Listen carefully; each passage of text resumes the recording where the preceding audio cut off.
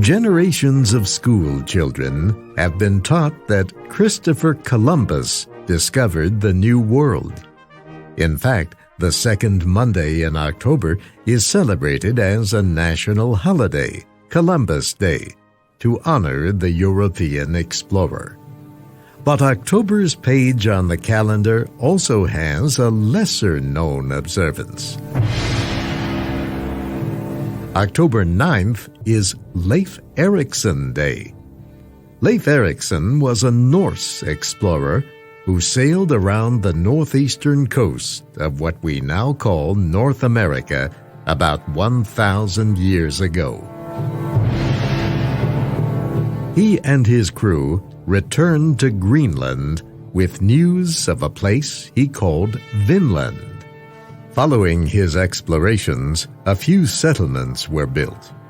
Experts digging in eastern Canada in the 1960s found the remains of a village with houses like those in Greenland, Iceland, and Norway. But the Norse did not establish any permanent settlements in North America. Today, as we relaunch our series, we begin with the story of early European explorers in North America. In the 11th century, Europe was beginning a period of great change. One reason was the religious wars known as the Crusades. These were military campaigns by Christians to force Muslims out of the Holy Land in the Middle East.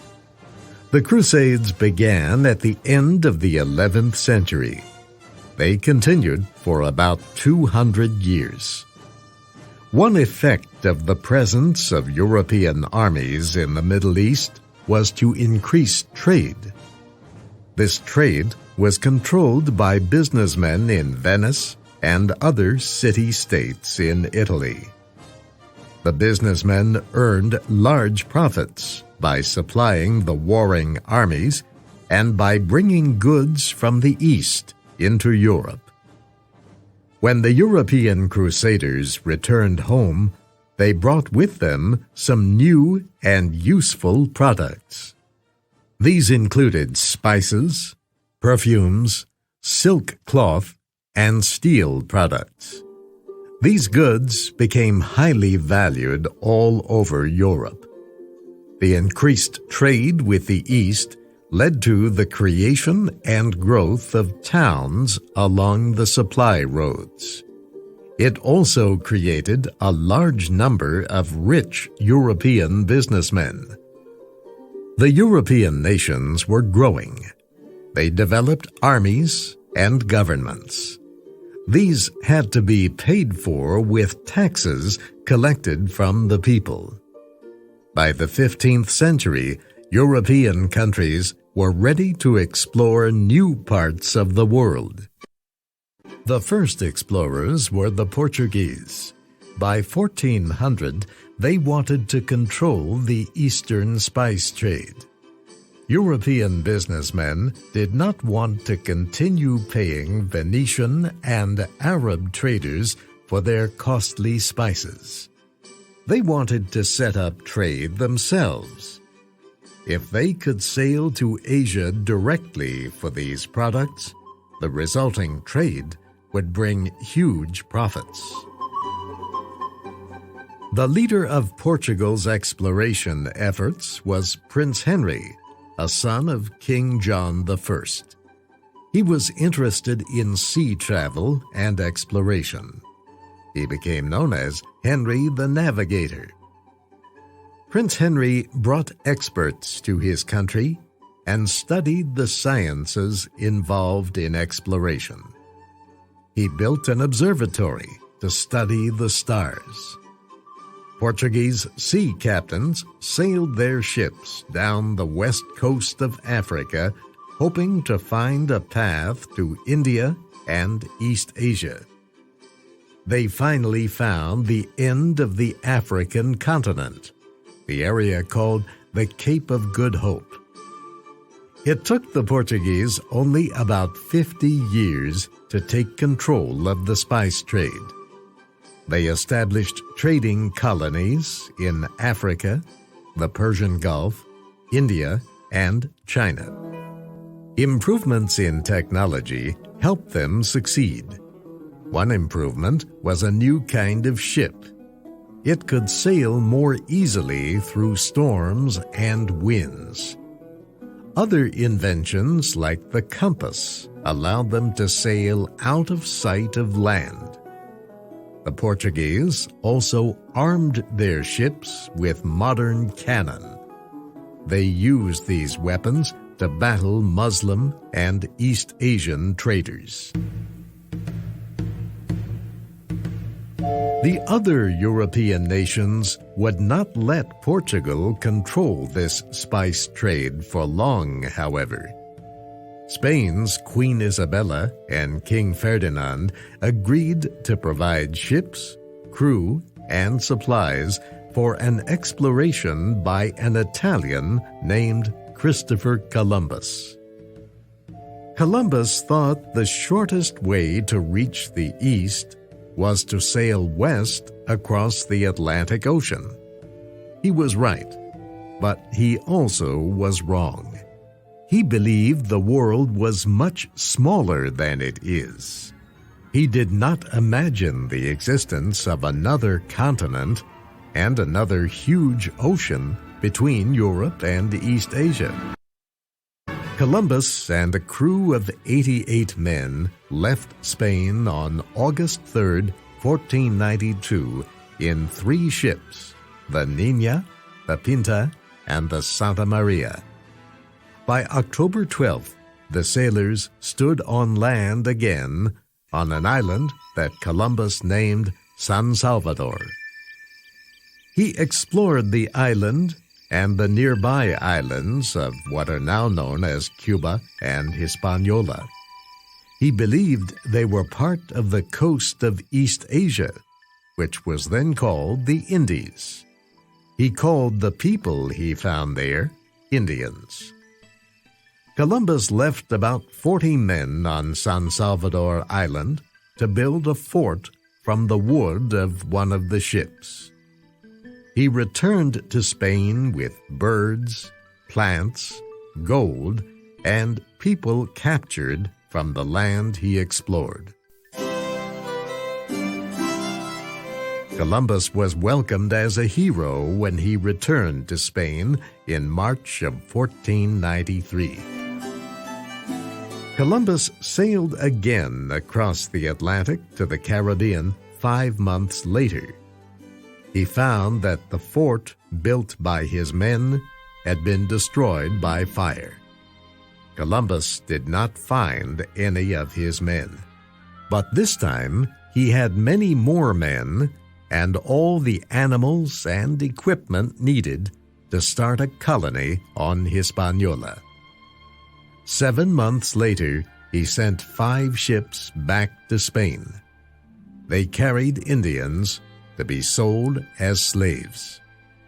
Columbus himself also returned to Spain. Columbus made another trip in 1498.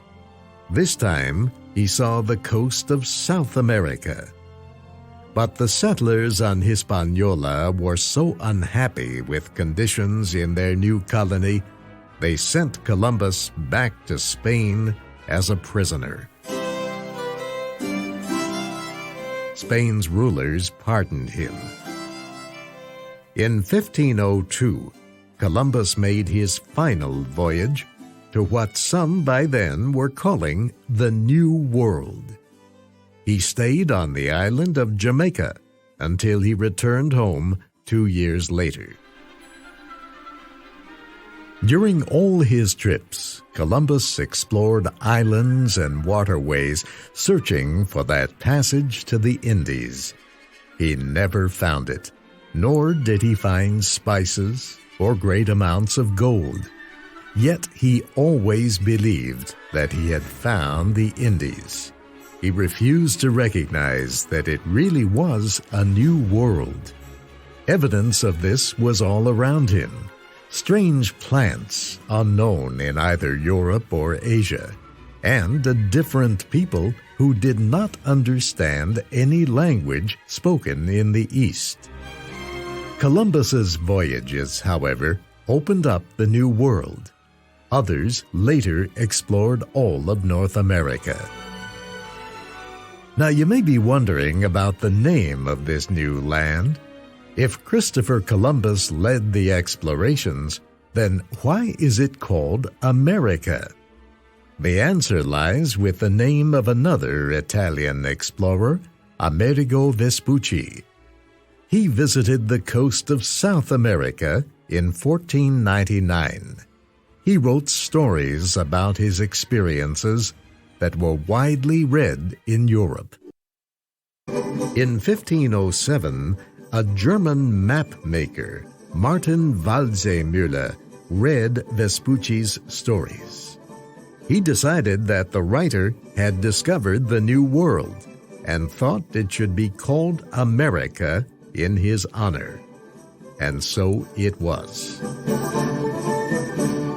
Spanish explorers sought to find gold and power in the New World. They also wanted to spread Christianity, which they considered the only true religion. The first of these Spanish explorers was Juan Ponce de León. He landed in North America in 1513. He explored the eastern coast of what is now the state of Florida. He was searching for a special kind of water that Europeans believed existed. They believed that this water could make old people young again. Ponce de León never did find the fountain of youth. Also in 1513, Vasco Núñez de Balboa crossed the Isthmus of Panama and reached the Pacific Ocean. In 1519, Hernán Cortés landed an army in Mexico. His army destroyed the ancient empire of the Aztec Indians. That same year, Ferdinand Magellan began his 3-year voyage around the world. And in the 1530s, the forces of Francisco Pizarro destroyed the Inca Indian Empire in Peru. 10 years later, Francisco Vázquez de Coronado had marched as far north as what is now the American state of Kansas, and then west to the Grand Canyon. About the same time, Hernando de Soto reached the Mississippi River. 50 years after Columbus first landed at San Salvador, Spain claimed a huge area of America. The riches of these new lands made Spain the greatest power in Europe and the world. But other nations refused to accept Spanish claims to the New World. Explorers from England, France, and Holland were also sailing to North America.